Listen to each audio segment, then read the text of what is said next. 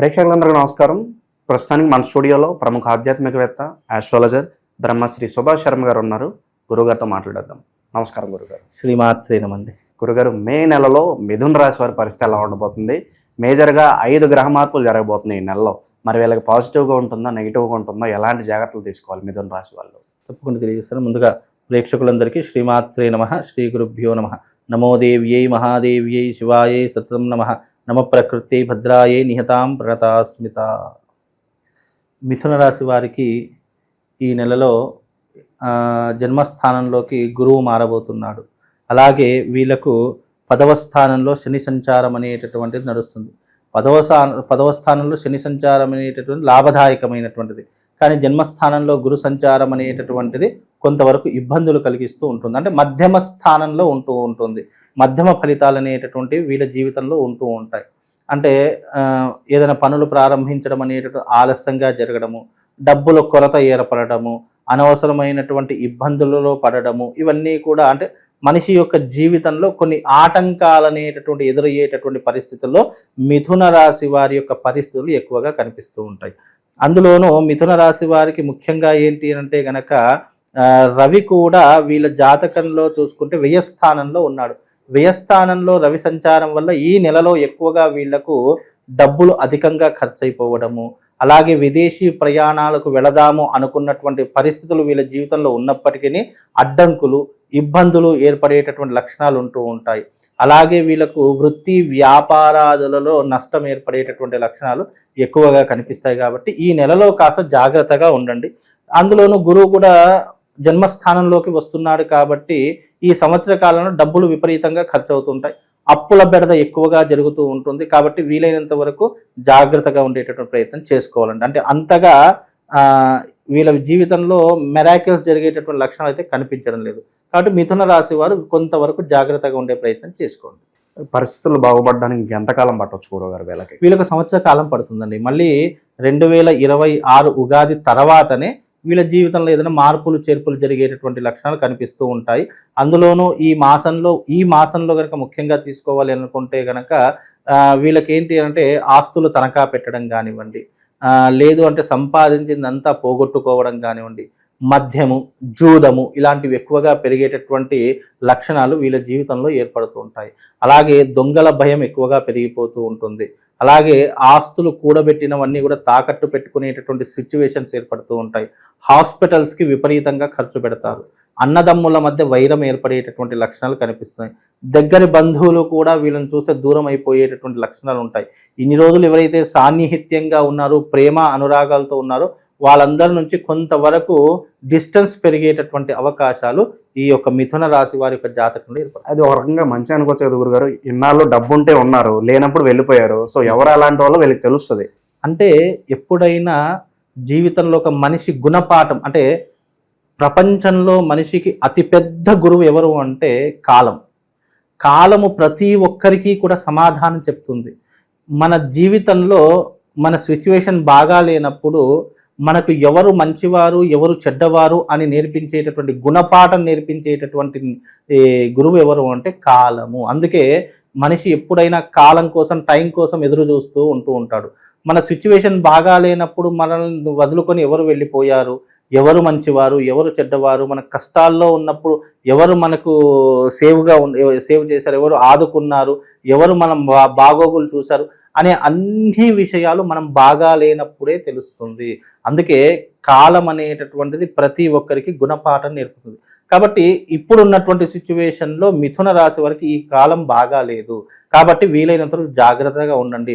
అందుకని చెప్పేసి మనం బాగా లేనప్పుడు వచ్చారు అనేటటువంటి సిచ్యువేషన్స్ కాదు. కానీ వాళ్ళకేంటి అంటే కనుక కొన్ని నెగిటివ్ ఇన్స్పైర్ జరిగినప్పుడు వాళ్ళ జీవితంలో ఎవరు మంచివారు, ఎవరు చెడ్డవారు అనేటటువంటి విచక్షణ జ్ఞానం వాళ్ళకి ఏర్పడినప్పుడు వాళ్లకు అన్ని రకాలుగా అన్ని విషయాలు అర్థమవుతూ ఉంటాయి. అలా అర్థమైనప్పుడు వాళ్ళ జీవితంలో ఎలా ఉంటుందంటే ఆ సిచ్యువేషన్ బాగాలేదు కాబట్టి ఆ సిచ్యువేషన్ బాగా అయ్యేంత వరకు కష్టపడాల్సినటువంటి పరిస్థితులు మిథున రాశి వారికి ఏర్పడతాయి.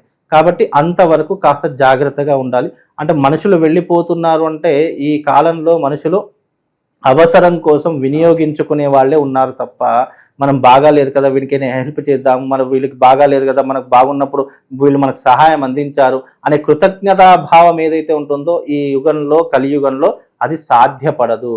మనిషి బాగా ఉన్నప్పుడు ఒకలాగా, బాగా లేనప్పుడు ఇంకోలాగా ప్రవర్తించేటటువంటి రీతిలో ఈ కలియుగం అనేటటువంటిది ఉంటుందే తప్ప కలియుగంలో నువ్వు నాకు మంచి చేసావు కదా అబ్బా నేను కూడా హెల్ప్ చేద్దాము అనేటటువంటి ఆశ, అత్యాశ ఇవన్నీ ఎవరు పెట్టుకోకూడదు.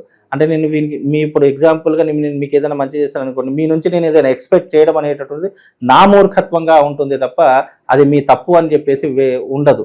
కాబట్టి నా మూర్ఖత్వం ఎలా ఉంటుందంటే నేను ఆశ ఇతరులకు నేను సేవ చేసి వాళ్ళ దగ్గర నుంచి ఏదో వస్తుందని ఆశపడడం అనేది నా మూర్ఖత్వం. కాబట్టి అలాంటి విషయాలు ఏదైనా కలియుగంలో ప్రాక్టికలే ముందు పనికొస్తుంది తప్ప ఎవరో ఏదో చేస్తారు నేను వీడికి మంచి చేశాను కదా అని చెప్పి వాడి నుంచి ఇంకో ఏదో ఎక్స్పెక్ట్ చేయడం అనేది మన మూర్ఖత. అది అలాంటి విషయాలు ఎవరు నమ్మకండి, అలాంటి విషయాలు కూడా ఎవరు కూడా పట్టించుకోకండి. ముందుగా అలా పట్టించుకున్నారంటే వాడికంటే మూర్ఖులు లేదు. కాబట్టి ఈ సంవత్సరం మిథున రాశి వారికి ఈ నెల ఈ సంవత్సరం అంతా కూడా కలిసి రాదు. కాబట్టి జాగ్రత్తగా ఉండే ప్రయత్నం చేయండి. వీలైనంత వరకు మిమ్మల్ని మీరు కాపాడుకునే ప్రయత్నం చేయండి. మీరు ఉద్యోగానికి వెళ్ళారా, వ్యాపారం చేసుకున్నారా, ఇంటికి వచ్చారా, తిన్నారా, పడుకున్నారా, మళ్ళీ తెల్లారిందా, ఇదే వ్యవహారంలో ఉండాలి తప్ప ఇతరుల విషయాల్లో కలగజేసుకోవడం కానీ ఇతరులకు సహాయం చేద్దాము అనేటటువంటి ఆలోచన కానీ అస్సలు పెట్టుకోకండి. అలా పెట్టుకున్నారా మీరే మోసపోతారు.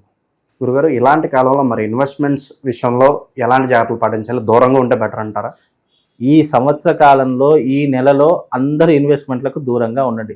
డబ్బులున్నాయా బ్యాంకులో ఫిక్స్డ్ డిపాజిట్ చేసుకోండి తప్ప, అది కూడా బ్యాంకులో వేసుకోండి, లేదా మీ ఇంట్లో దాచుకోండే తప్ప ఇతరులకు ఇవ్వడం కానివ్వండి, ఏదో వడ్డీ వస్తుంది కదా అని చెప్పేసి ఆశకు వెళ్ళిపోవడం కానీ చేశారా ఉన్న డబ్బులన్నీ పోగొట్టుకుంటారు. కాబట్టి మీరు ఇతరులకు డబ్బు ఇవ్వడం కానివ్వండి, లేదా దేంట్లోనే ఇన్వెస్ట్మెంట్ పెడదాము అని అనుకోవడం కానివ్వండి, ఈ సంవత్సర కాలంలో ఏమీ చెయ్యకండి. అలా చేశారు అని అంటే కనుక డబ్బులు పోగొట్టుకోవడమే తప్ప తిరిగి రాబట్టుకునేటటువంటి సూచనలు మీకు కనిపించవు. కాబట్టి ఇన్వెస్ట్మెంట్లు ఏమీ పెట్టనవసరం లేదండి.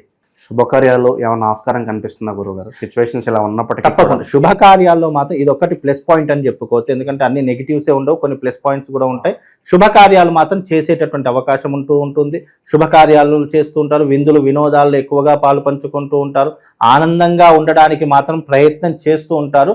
అదొకటి ప్లస్ పాయింట్ అని చెప్పుకోవచ్చు. తప్పకుండా వీళ్ళు శుభకార్యం అనేటటువంటిది ఏదో ఒకటి చేసేటటువంటి అవకాశాలు ఈ సంవత్సర కాలంలో వాళ్ళ జీవితంలో ఏర్పడతాయి. ఆరోగ్యపరంగా ఎలా ఉండబోతుంది గురుగారు? ఆరోగ్యపరంగా పర్వాలేదండి. ఎందుకంటే వీళ్ళకు 10వ స్థానంలో శని సంచారం బాగుంది కాబట్టి ఆరోగ్య విషయంలో బాగుంటుంది. అలాగే డబ్బులు సంపాదిస్తారు, కాకపోతే తొందరగా ఖర్చు అయిపోయేటట్టు లక్షణాలు ఎక్కువగా ఉంటూ ఉంటాయి. అందులోనూ 10వ స్థానంలో శని సంచారం వల్ల భాగ్యం బాగుంటుంది, అదృష్టం బాగుంటుంది. ఆ అదృష్టాన్ని వీళ్ళు సరిగ్గా యూటిలైజ్ చేసుకుంటే కొంతవరకు ఉపశమనం కలిగేటటువంటి అవకాశం మిథున రాశి వారికి ఏర్పడుతుందండి. నిరుద్యోగుల పరిస్థితి ఏంటి గురుగారు? గుడ్ న్యూస్ వినడానికి ఎంత సమయం పట్టొచ్చు అంటారు? తప్పకుండా ఉద్యోగం లేనటువంటి వారికి ఉద్యోగ అవకాశాలు మాత్రం తప్పకుండా ఏర్పడతాయి. అలాగే విదేశాలకు వెళదామని దృఢ సంకల్పం ఉంటే గనక తప్పకుండా ప్రయత్నపూర్వకంగా చేస్తే గనక తప్పకుండా విదేశాలకు, అంటే అది కూడా ఎలా వెళ్తారంటే డబ్బు లేదా రికమెండేషన్, ఈ రెండిటితో విదేశాలకు వెళ్ళేటటువంటి యోగము వాళ్ళ జీవితంలో కనిపిస్తుందండి. గురుగారు, ఇంకా మెరుగైన ఫలితాలు పొందడానికి ఎలాంటి పరిహారాలు చేసుకుంటే బాగుంటుందంటారు ఈ రాశి వాళ్ళు? ముఖ్యంగా మిథున రాశి వారికి అరిష్ట నివారణ తంత్ర యాగం ఒకటి సజెస్ట్ చేస్తాను. అలాగే ఈ పౌర్ణమి రోజున అరిష్ట నివారణ తంత్రంతో పాటు తిలహోమ తంత్రం కూడా చేస్తున్నాము. ఈ 12వ తారీఖు చాలా అద్భుతమైనటువంటి యోగంతో కూడుకున్నటువంటిది పౌర్ణిమ, బౌద్ధ పౌర్ణిమ, అలాగే వ్యాస పౌర్ణిమ సోమవారంతో కూడుకొని వచ్చింది. అందులోనూ విశాఖ నక్షత్ర యుక్తంగా వచ్చింది. కాబట్టి ఈ పౌర్ణిమ రోజున సామూహికంగా అద్భుతమైనటువంటి యాగం నిర్వహిస్తున్నాము. అరిష్టాలు పోవడానికి, మీకున్నటువంటి దారిద్ర్యము, అరిష్టాలు, అప్పుల బాధలు, ఉద్యోగ సమస్యలు, అలాగే కుటుంబ పీడ, నెగిటివ్ ఇంపాక్ట్, నరదృష్టి, నరపీడ ఇవన్నీ కూడా తొలగిపోవడానికి అరిష్ట నివారణ తంత్ర యాగము. అలాగే ఏలినాటి శని ప్రభావం ఉన్నటువంటి వారు, అర్ధాష్టమ శని ప్రభావం ఉన్నటువంటి వారు, అష్టమ శని ప్రభావం ఉన్నటువంటి వారికి ఈ యొక్క తిలహోమ తంత్రము, అంటే శనీశ్వరుడికి సంబంధించినటువంటి తిలహోమ తంత్రం కూడా చేయిస్తున్నాము. ఆ 12వ తారీఖు రోజున వీలైనంత వరకు మిథున రాశి వారు ఎవరైతే జాతకులు ఉన్నారో తప్పకుండా ఈ యాగంలో పాల్గొనండి. యాగంలో పాల్గొన్నటువంటి వారికి శివశక్తి స్ఫటికలింగం ఒకటి ప్రసాదంగా ఇస్తాను. అది ఎలా పూజ చేసుకోవాలి, దానివల్ల మీకు కలిగేటటువంటి అద్భుతమైనటువంటి లాభాలు, ఫలితాలు ఏంటో ఆ రోజున అందరికీ కూడా తెలియజేయడం జరుగుతుంది. కాబట్టి మిథున రాశి వారు ఎవరైతే ఈ వీడియో చూస్తున్నారో ప్రతి ఒక్కరు తప్పకుండా, ఇది హైదరాబాద్ పట్టణంలోనే జరుగుతుంది కాబట్టి అందరూ కూడా వచ్చి ఈ యాగంలో పాల్గొనే ప్రయత్నం చేసుకోండి. మిథున రాశి వాళ్ళకి ఓవరాల్గా ఈ మే నెలలో ఎలాంటి ఫలితాలు ఉండబోతున్నాయో చాలా బాగా వివరించారు గురుగారు. ధన్యవాదాలు. శ్రీమాన్.